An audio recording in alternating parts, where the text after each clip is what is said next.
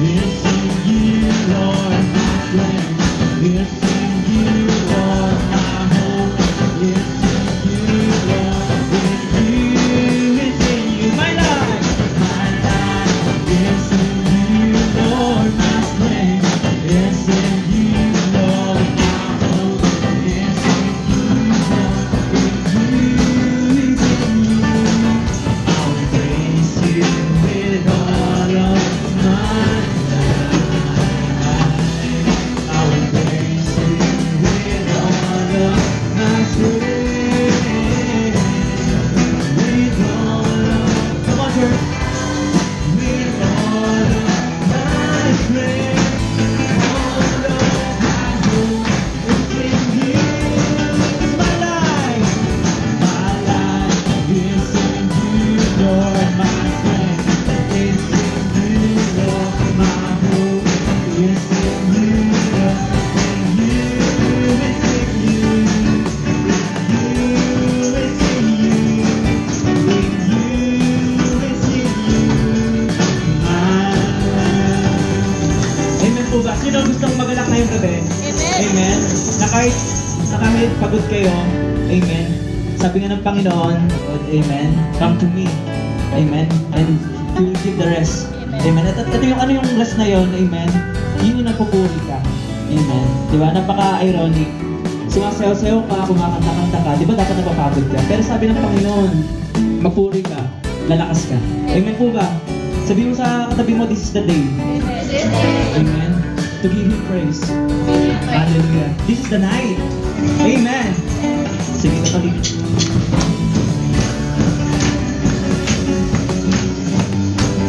Oh, we worship you, God. Hallelujah. Kahit gabi-gabi, Panginoon, sabi gising na gising, oh God, para purihin ka namin, Panginoon. Oh, Lord. Oh, we worship you.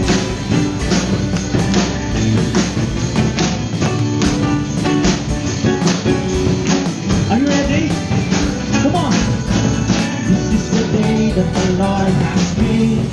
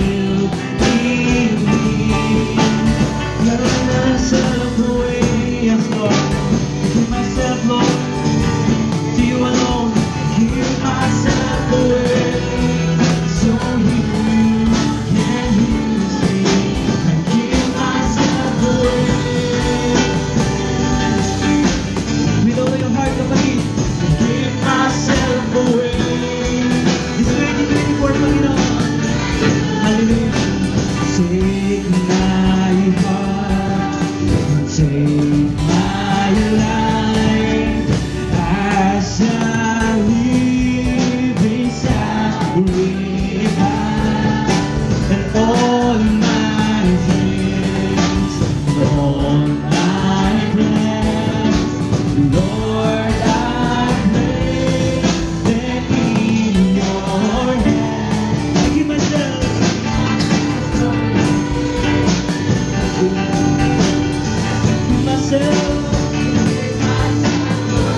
So you can use me. I give myself. All of my dreams are gone, all of my plans, all of my life long. I give myself away. Take all of me, Lord. Give myself away. So you can use me. Yes, Jesus. Oh, we worship you, God. Feel the presence of God. Sabihin mo sa Panginoon, Lord, itong taon na to, Panginoon, ay para sa iyo. Itong taon na to, hallelujah, ikaw, Panginoon, Lord, na magmamaniobra, Panginoon, ang buhay ko, Panginoon. Hindi ko na gagawin, Lord, hallelujah, na pakialaman, Panginoon, Lord, yung mga plano mo para sa akin, O God. Kundi, Lord, isusurrender ko, Panginoon, ang buhay ko, Panginoon. At ang taon na to ay para sa iyo, God. Hallelujah. Oh, we worship you, Jesus. Oh, we worship you, Lord. Oh, God, hallelujah. Oh, we worship you, Jesus.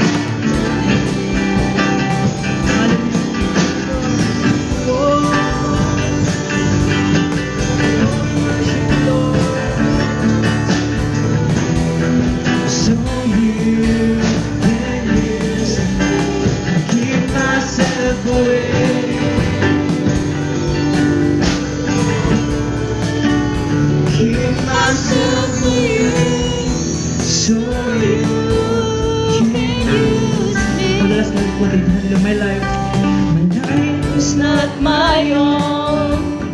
To you I belong. Oh, we worship you. Give myself, I give myself to you.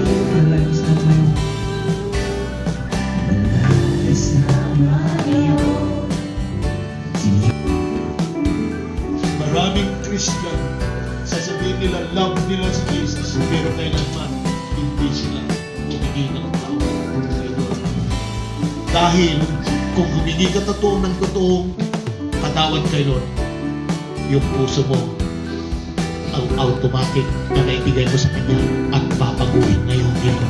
At ang mga mangyayari sa iyo ay hindi mo mamamalaya dahil si Jesus na ang magbibigay ng lahat ng mandasyon sa iyong puso. Let us all stand.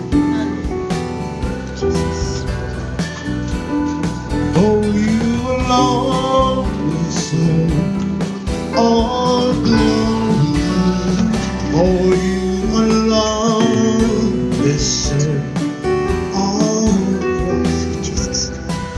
Father, we worship and adore you. If you want to give your heart to Jesus,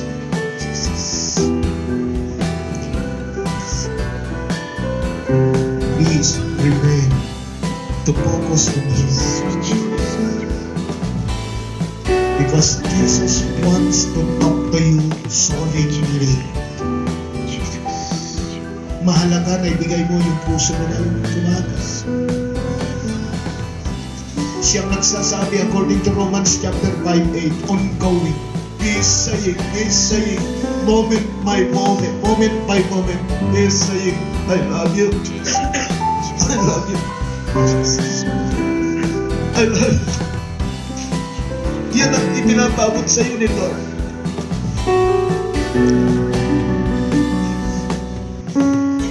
Kapatid, kaya mo bang ibigay yung puso mo? Kaya ba natin ibigay? Kaya ba natin isuko yung buhay natin, yung puso natin?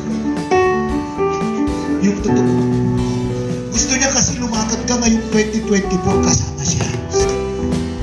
Pero yung paraan niya, ibigay mo muna, my son, give me your heart. Yan ang kanyang sinabi. At hayaan na ang iyong mga mata ay malugod sa aking mga daan. Pero ang muna mong gagawin, isuko mo ang iyong buhay. Ongoing yung pagmamahal ni Lord. Hindi niya kailanman dinais na 99% lang yung bibigay. Gusto ni Lord 100% na isusuko mo yung puso.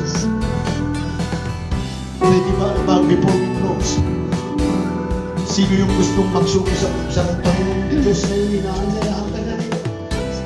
Para maging maganda yung 2024 mo.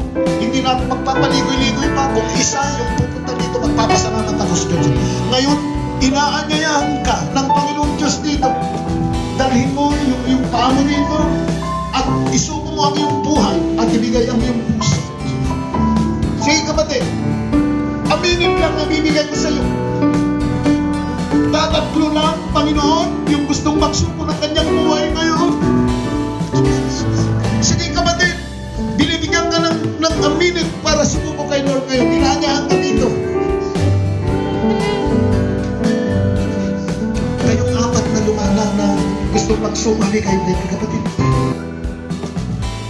Nawa ang layunin ito noon ay mangyari sa buhay ng aming kapatid niya. Huwag siyang iiwalay sa kingdom hanggang siya naroon sa lugar saan siya tayo. Igawan mo po sa mga Panginoon ang iyong basta.